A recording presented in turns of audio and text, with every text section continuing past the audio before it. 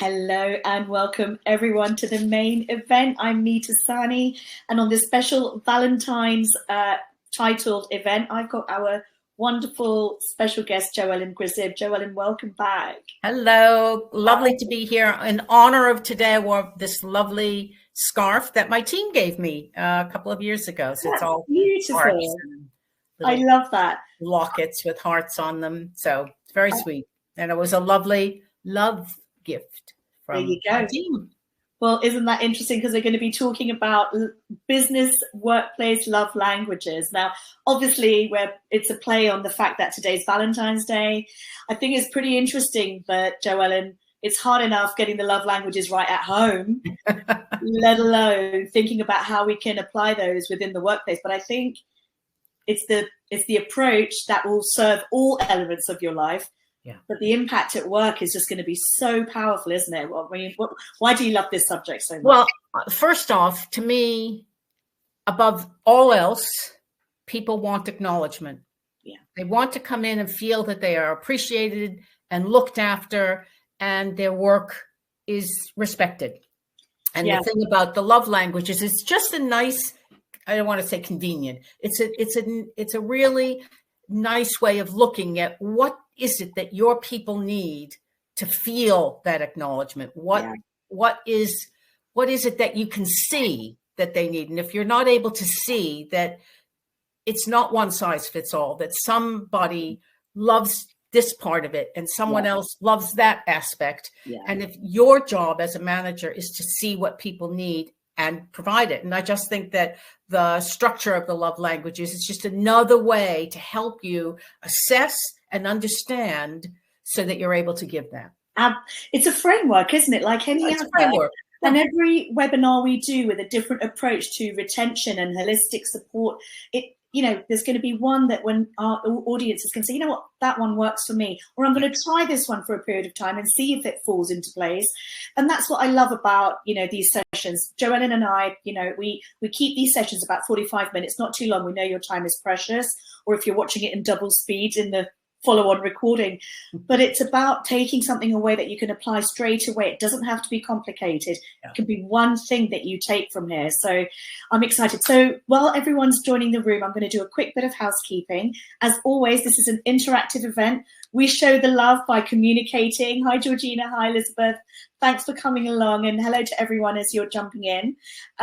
So this chat box, as you can see, where we've already got some hellos, I'm going to say a quick hello as well. It's as easy as that. So please give us your thoughts or comments or questions. And Jo Ellen and I are going to make sure we give you the solutions to take back to your working environments with you.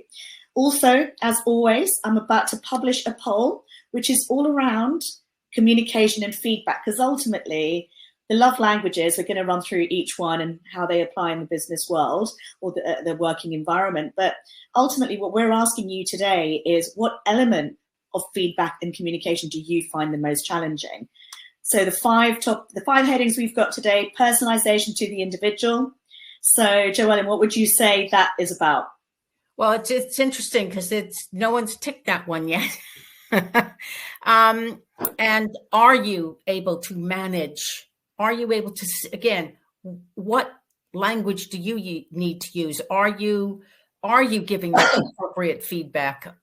Is someone, I know we're going to be looking at the individual bits of the framework, but it is, am I communicating in an effective way to each individual? Yeah.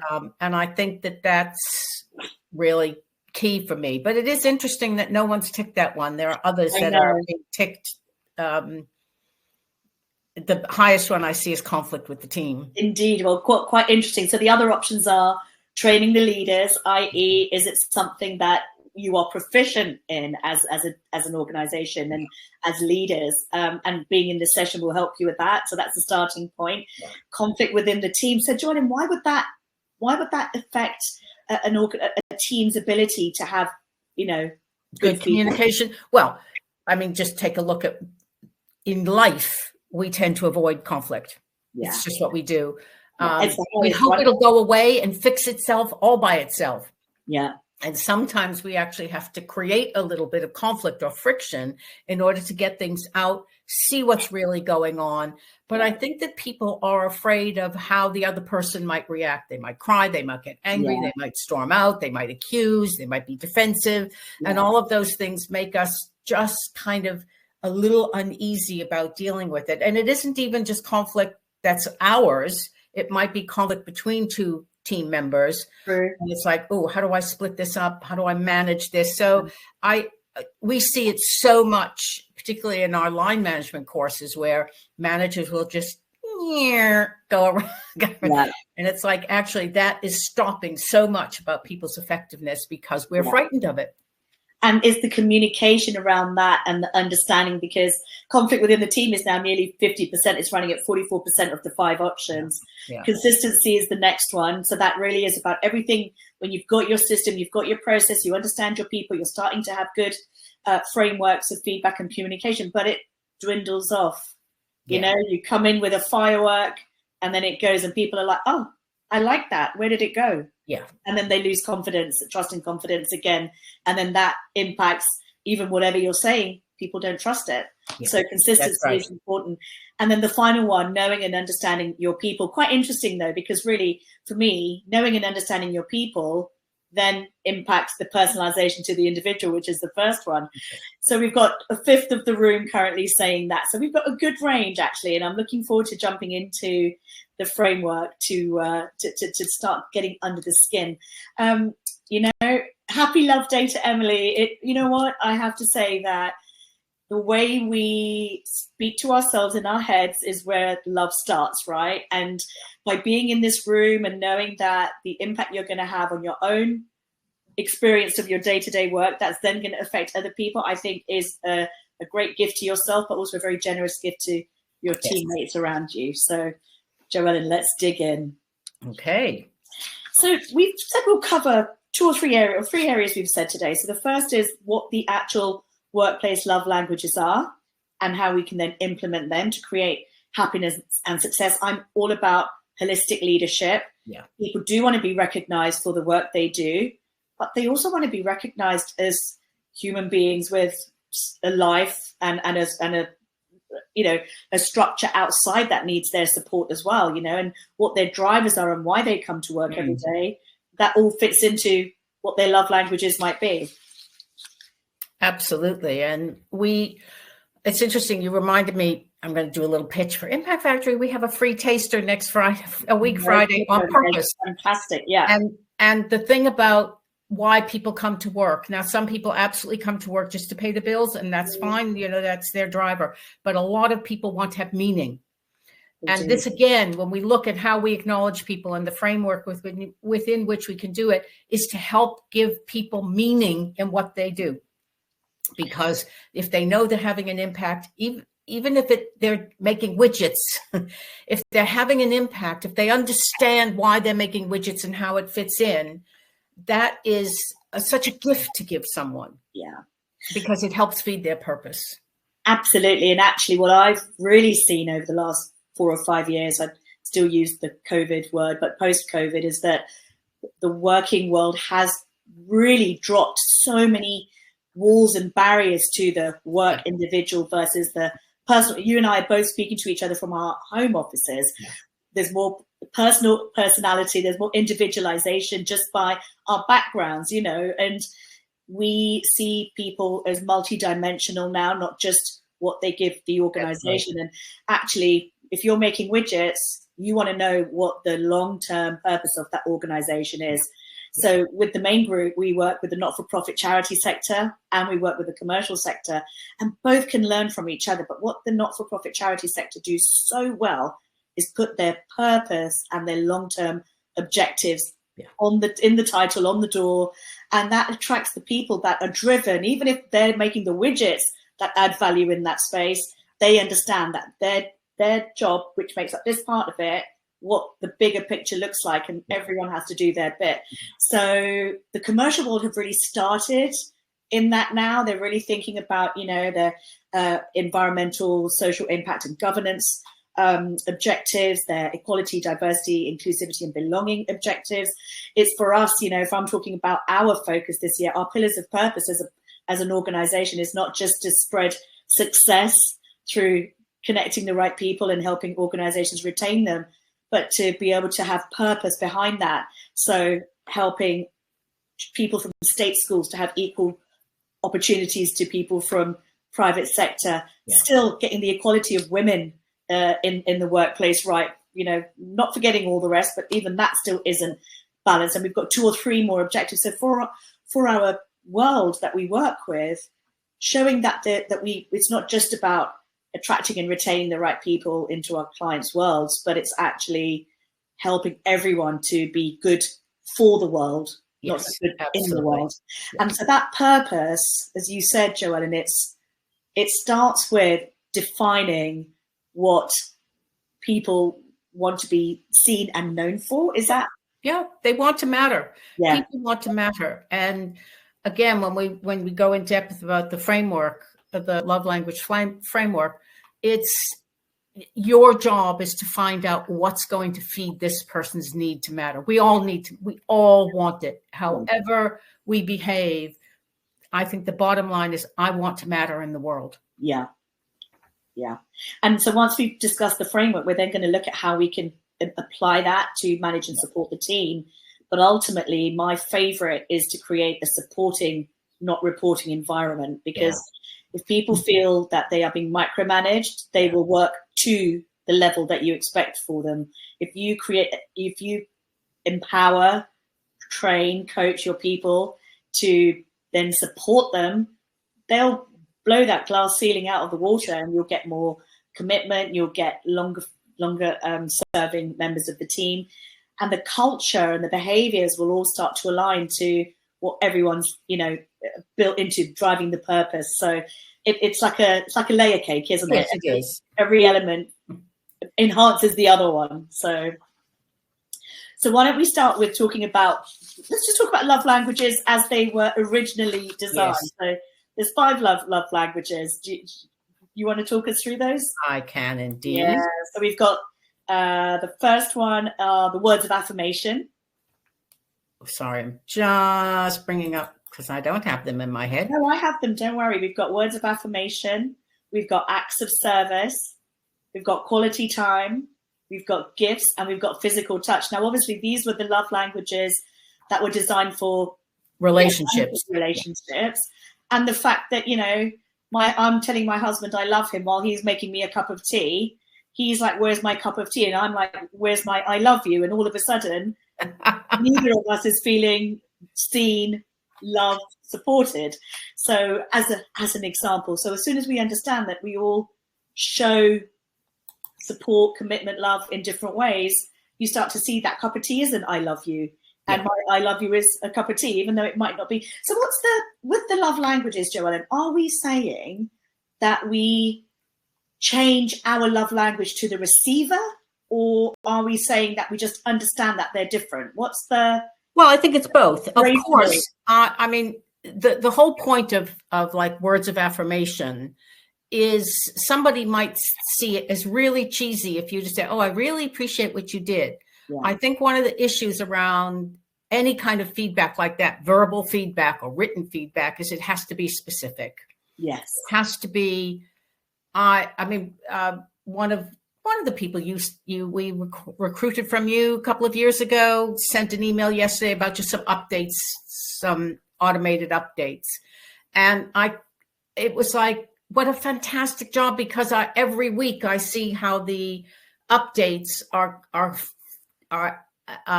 dealing with the whole, how they're really getting us closer to where the goals that we've set. Yes. And I know that she appreciates that. I know that being specific about what she's letting us know is really helpful. So that to me is very important. And it's encouraging. You want to continually encourage people. And if you are someone who is a good who likes to hear it or likes to read it, then that's, again, your job as a manager to know, is that going to reach them? Is that going to hit them where they need to hear it? That was going to be my question. the question for me is, how do we know what love language an employee values, prefers, engages with, appreciates? Like, what would you say? Where does it start?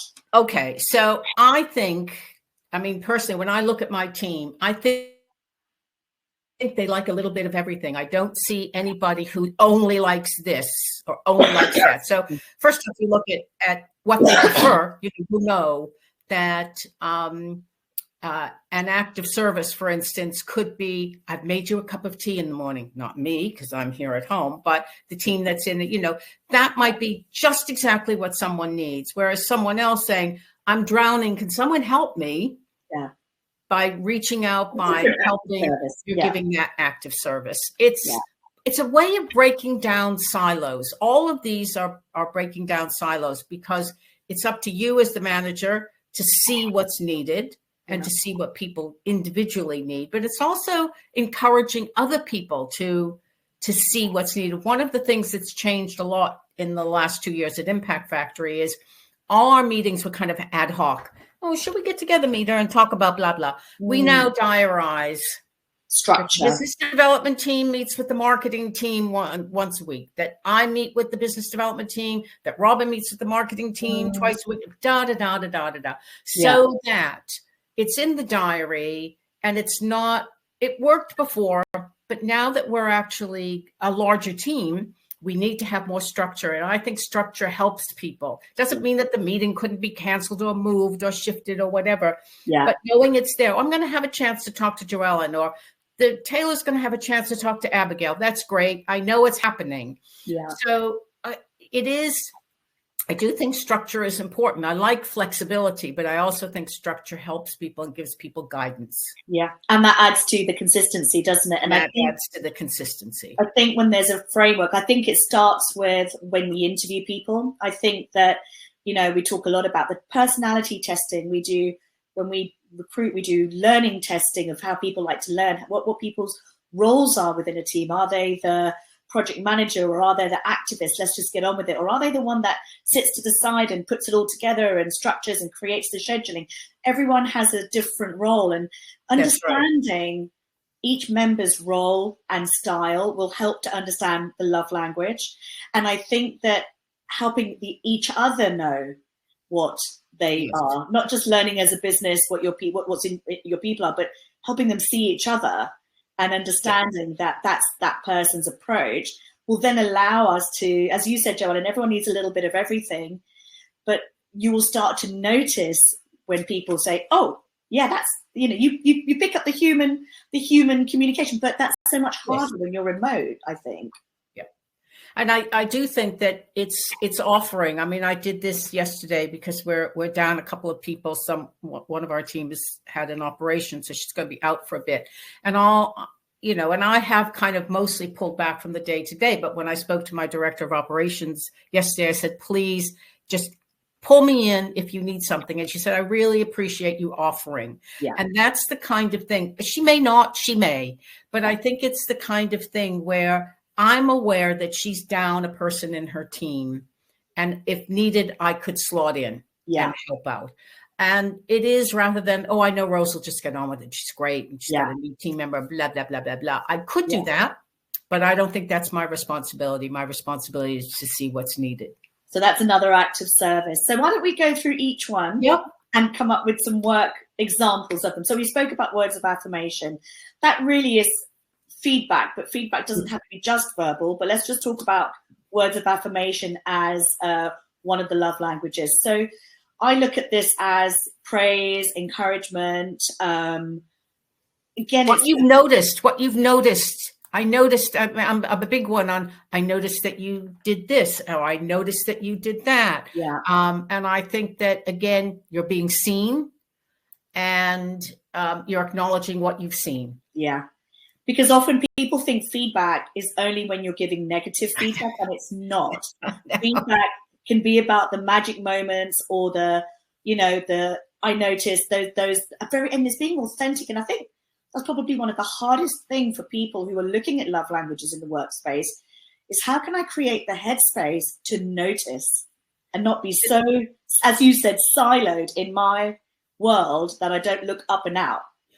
Well, I think if you think of it as part of your job description, yes, for everybody, not just for you as a manager, but for everybody on the team, part of your job description is to notice what's going on, is to see what people might need, what you need, identify what you need, rather than I'm just going to get on with it and I'll be fine. And, you know, and I think we are getting better. I do overall, you know, my experience going into, you know, we train in some big companies and small companies and charities, but I see some of the issues that people are asking us to address aren't the same as they were before, which is good. It's positive.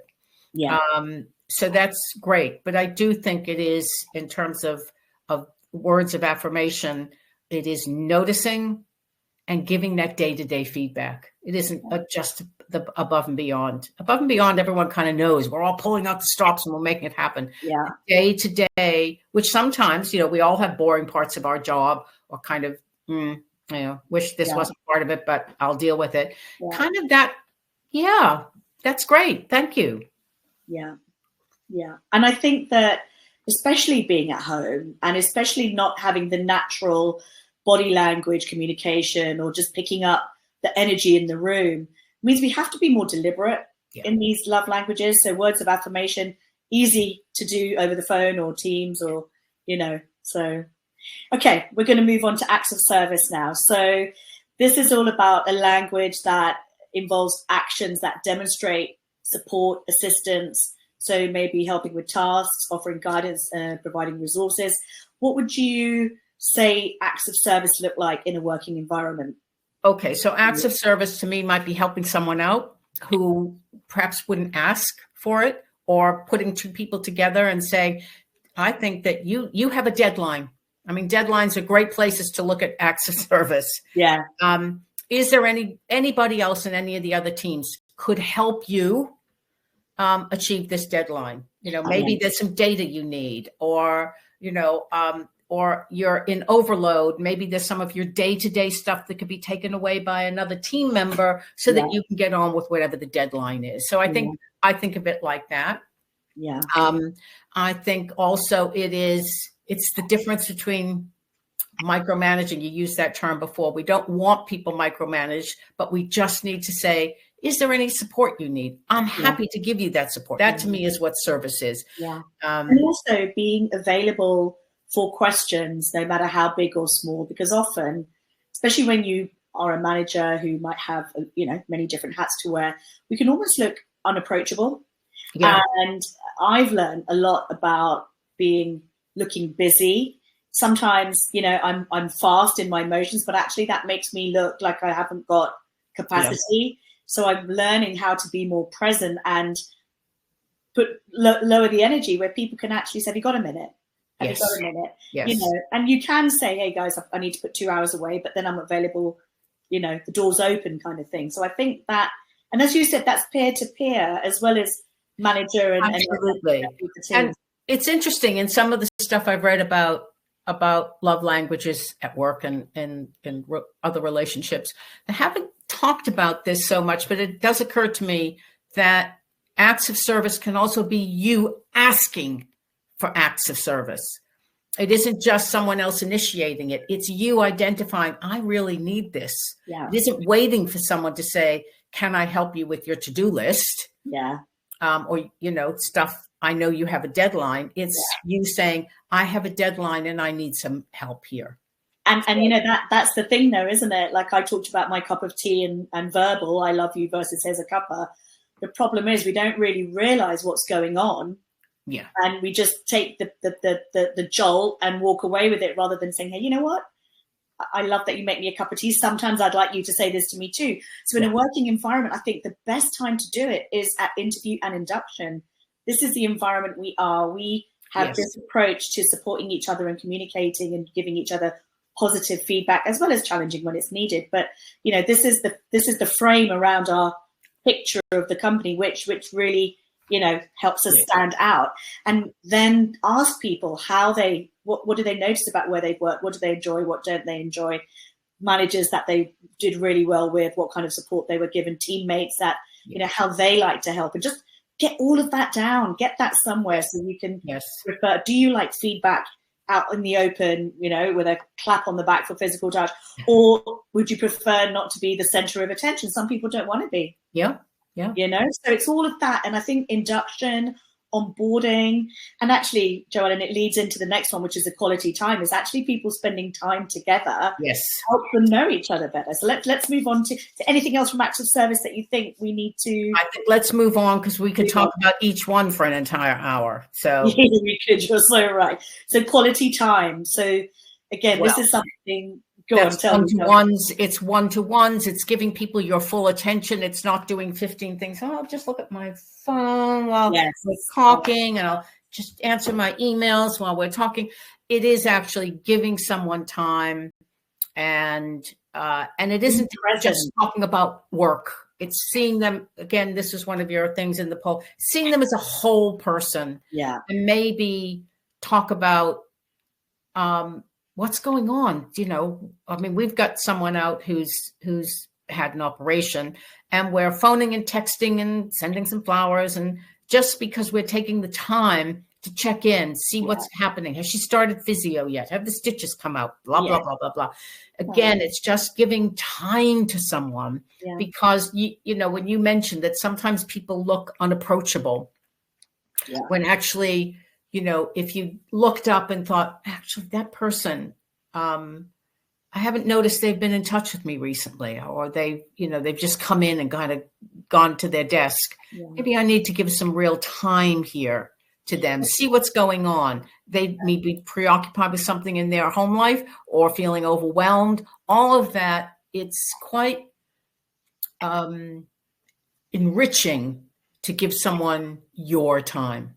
And, I think you've hit the nail on the head, that to give quality time, we almost need the quality time to notice, to almost do a little check-in and so-and-so, what's, and as leaders, as supporters, you have to constantly be checking in, like even noticing things and making a note for later, that person this, that person that. And then whether you do the one-to-ones, I also think that it's not just having a one-to-one in a room, but it's taking it out to saying, shall we go for a walk and have a chat? Go for coffee, go for a walk. Yeah.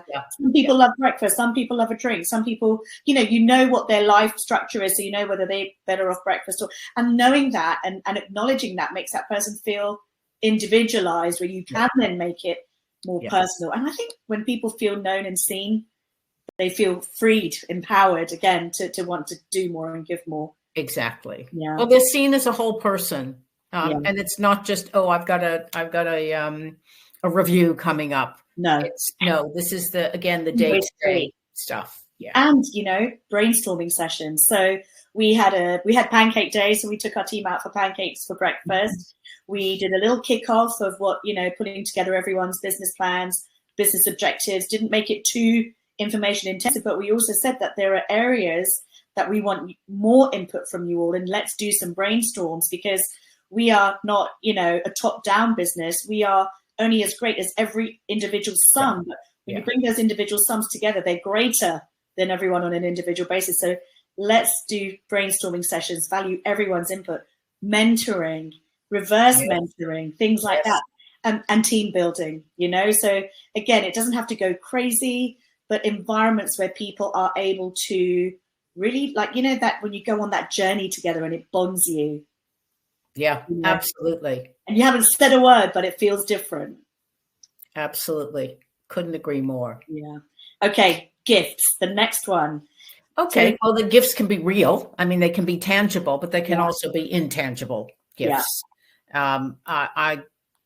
I got a tangible gift a couple of years ago, and it was lovely. I felt very taken care of, and people, because I'm known for kind of wearing scarves.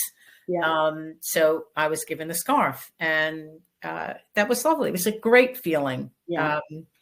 But there's also, there's the tangible gifts. It might be a gift certificate. It just might be, taking someone to lunch. That could be a gift. So there is the tangible, but for me, there's other kinds of things. It's like paying attention to what people need in the office. Is it, is there a bit of kit that would actually make your life easier? I mean, that's one of the things that lovely Taylor has been doing for us is just making sure that our kit is up to date and the software is up to date, because it's like a huge gift to everyone to have, the more premium of HubSpot, for instance, or something like that, because we can do this now with it. So it's not just, oh, here's a scarf. Isn't that lovely? Not the soft stuff. It's actually the business and the organizational level as well. Yeah, understood. And it's quite interesting, isn't it? Because something we have at work, again, because not everyone's in every day. It's like, making sure there's milk in the fridge for people. Absolutely. The littlest thing, like, affects everyone's day. And, it's amazing how it doesn't have to be expensive. Yeah. It doesn't have to be elaborate. It just needs to be, it's almost like getting the basics right, I think, in a lot of these things, and doing it consistently. Absolutely. And, occasionally you might want to spring out for something. I mean, after COVID, the first time we got together as a company, we decided to splurge, Robin and I, and we got everybody, including ourselves, little hearts from Tiffany's. Wow. Everybody. Beautiful. And that was a really, and I know people like me, I have it on my desks. It's, it's a paperweight, but it's just one of those things. It's blue. It reminds you of the company. And it was a real acknowledgement and a thank you for what everyone had done to get us through the pandemic. And that's an extravagant gesture that happens every once in a while. But there are other lovely kinds of gestures that it is just picking up a latte on the way to work for somebody because they love latte. Yeah. Absolutely. So again, I think it's not about getting everything perfect. It's just about noticing a couple of things and starting to respond to those things, or trying things and see how people respond.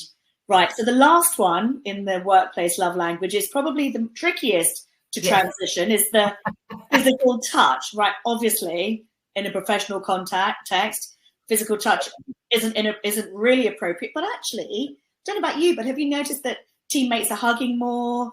We're a huggy company. Yeah. I mean, we've always been a huggy company. Yeah. We're very touchy-feely. So, and I haven't yet met anyone in the company who's kind of like this. It might happen. But we are a huggy company, I have to say. And I think that someone was talking about Rosanna, who we got from you, said, she was just so astonished her first day. I walked in, we'd only met online. I gave her a big hug. She hugged me back and she said, everyone was hugging. And it was great because that's our way of making people feel welcome. Yeah. Or also a comforting hug. Oh boy, you've had a tough day. Yeah. And, if you can give a hug. But I do know that it can be tricky, and I wouldn't encourage people if it's an uncomfortable feeling to be touched. But there are other ways to kind of have physical touch. Yeah. Well, there's the classic handshake, which, again, I think with becoming more authentic and, graying the line between person at home and person at work, we do hug more. But you feel it. You go to hug someone and that awkward, you're like, okay, I'm not going to, or a high five. Yes. Wow, that's brilliant. Don't leave me hanging, But even something like eye contact, physical, it doesn't have to be touching. It can be, Meeta, you were just terrific at that meeting. It's been I'm giving you a virtual hug. Yeah. Or whatever it might be. Something where you're taking something, I don't know how to explain this, but it's more than the physical, because people will feel it. It's in the same way that you go, oh, that person didn't want to hug. Okay.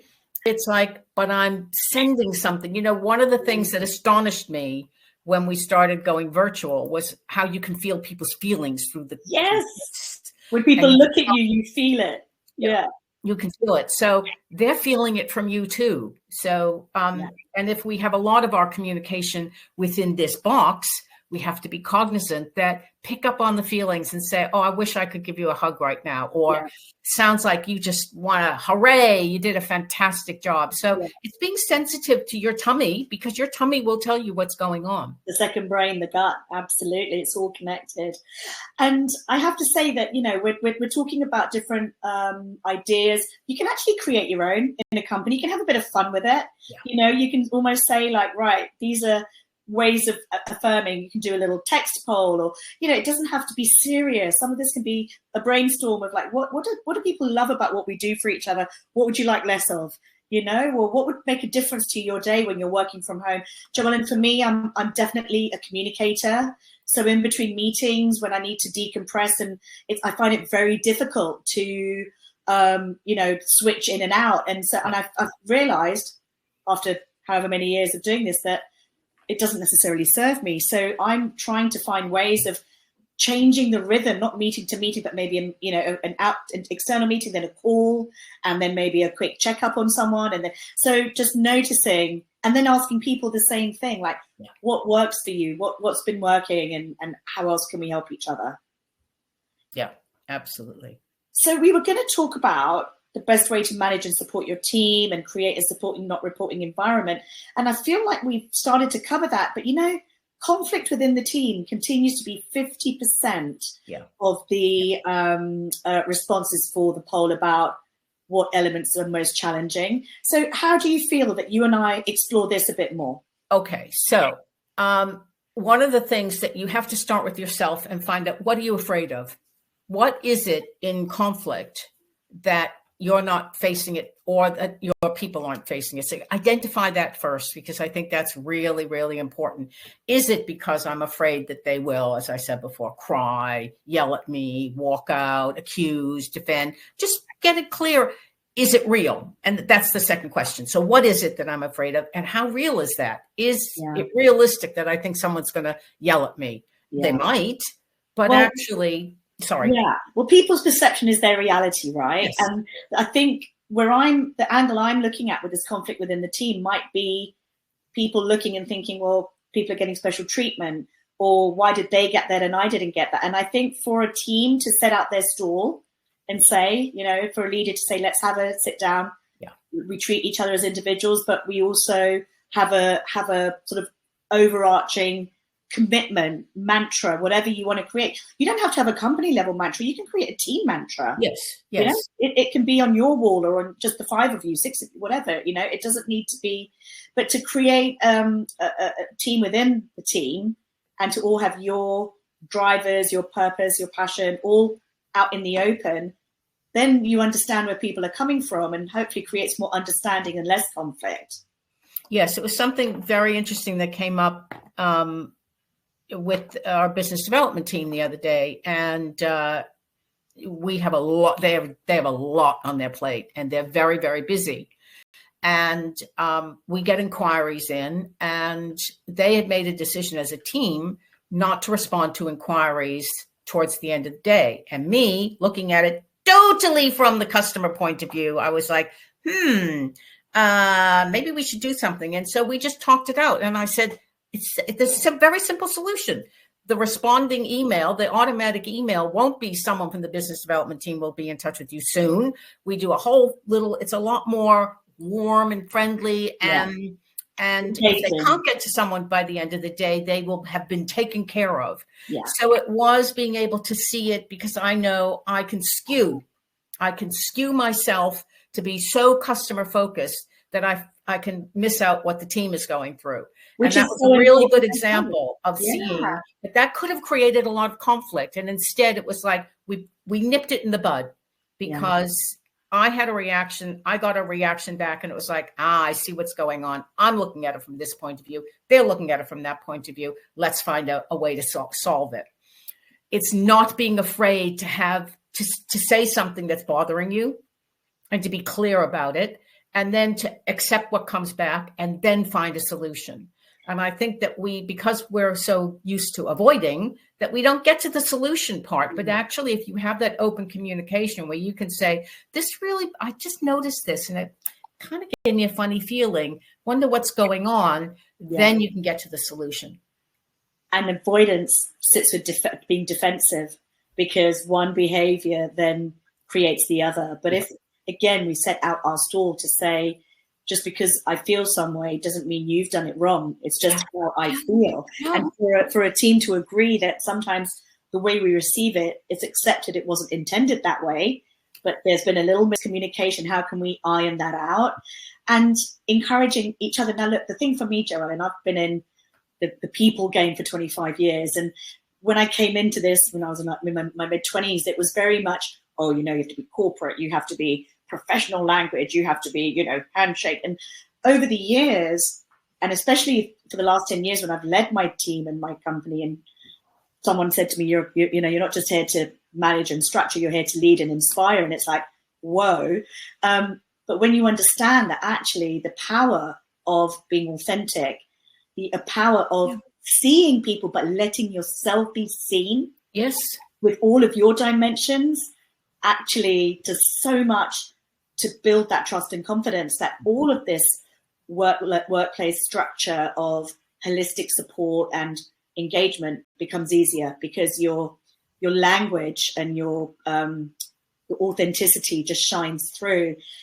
And so you're not using energy to put up a front. Exactly. What I love is I wish I'd known that back 25 years ago. But the beauty is that it isn't all just from wisdom. These approaches can be learned, but they have to be learned in a trusting environment where they're welcomed. I think that's what anyone who's in this room as a leader that wants to create more harmony, engagement, and positive environment, know that set out your stall. This is what we want for you guys. Get the feedback. What does the team want? And then start trying different things and have fun with it. Today's Valentine's Day. The fun bit. Yeah. And thank you, Emily. That's what does Emily say? Says seeing people, but letting yourself be seen. Yeah, absolutely. Yeah. And it's the bravest thing, isn't it? Because they say to know thyself is like the biggest service you can do yourself, but then it's the service you do for everyone around you. Yes. And you're not, I'm so not perfect. And as I get older, I'm more not perfect. So it is owning up to your vulnerabilities and your frailties, and where you might go a little blind, like I did with that last week. And it was but it got resolved. And because you were open. That's the important thing. Yeah, because you were open to understanding that we all see things from a different. One of the analogies I use in work a lot is about the elephant and the blind man, and everyone touched the elephant but felt something different. They touched the leg, they thought it was a tree. They touched the side, they thought it was a wall. They touched the tail, they thought it was a snake. In our working environment, that's what's going on all the time. Everyone brings, so actually to have the room to give people perspective and understand but the bit that they're seeing, I think they just feel truly valued, loved, whatever language you want to use to be felt important. I think it's, I don't know, I'm kind of almost getting goosebumps thinking about it. It's just, you walk into an environment, whether it's a room or a physical office, and you feel like you belong. Yes. You have belonging. That is, we talk about, because I'm giving her a pitch now, because we've just literally hired someone yesterday that came through Main Group. Oh, thank you. And that was part of what he was saying, that he felt he belonged. He just felt that our purpose and our ethos and our values were aligned to his. And that's also to do with your vetting process. Yeah. But I think you're absolutely right. When you feel you belong, you want to hold on to that. You want people to feel that they belong. Yeah. It's not creating a family, because businesses are still businesses, but it can create a family-like environment in the most positive way of people really caring for each other. Yeah, I agree. And, the power of trust and confidence in a group of people, for whatever purpose they are placed together for, it just really takes the brakes off. And, I spoke about starting this interview, where you've actually reminded me that we do it even sooner, which is when we get to understand an organization, the role, the people they're going to be working with, the managers that we literally peel apart every layer of an organization and build that into the testing and vetting process. It's not just the skill set, it's the person fit. It's not what they're doing now, it's what they want to do in 3 years. It's what they were doing before, because it all adds to the journey. And then ultimately is keeping that going. You don't just talk about it at the vetting stage. You then get questions at the interview. You then get questions from other members of the team at different stages of interview that alludes to that kind of approach again. And so the interviewee starts to feel a familiarity with and a consistency that starts to build that trust even before you've hired them. So the day they start with you and they see that happening in real life, and they see those, again, subjects being talked about at induction, and then weekly meetings or team. And so it's just like I said at the beginning, a layer cake where everything feeds into itself, and it doesn't take a lot. It really doesn't take a lot of money or time. It's just about being mindful in starting this. Jo Ellen, you're right. I mean, we're already coming up to 45 minutes, and I feel like we've just started. I say this every time. I know. It always happens with us. We just sort of have to cut it off because we can just go on and on with insight. Insight, you know, every one of these, I gain some better understanding of myself, which is why I love coming. Yeah, indeed. Know thyself and trust that the work you do on yourself is going to help you do work to support your people. And when you give yourself permission to understand yourself, you also then show your team that you're giving them permission to understand themselves, and that comes back to you. So like I've been saying this a lot today, but today, Valentine's Day for me starts with self-love. And if you can really give yourself that love, you will naturally start making sure that that's the standard by which you create all around you. Lovely words. Thank you. God, I must be feeling the love today. And thank you everyone for taking the time to sign up, to join. Jo Ellen, as always, you bring so much light and knowledge, and I feel lifted. So I'm sure all our audience today as well can go away with some real nuggets of solution and you know, actual solutions, practical things they could. That's the word. I'm actually going to show everyone the poll results really quickly. Conflict within the team is the biggest one now.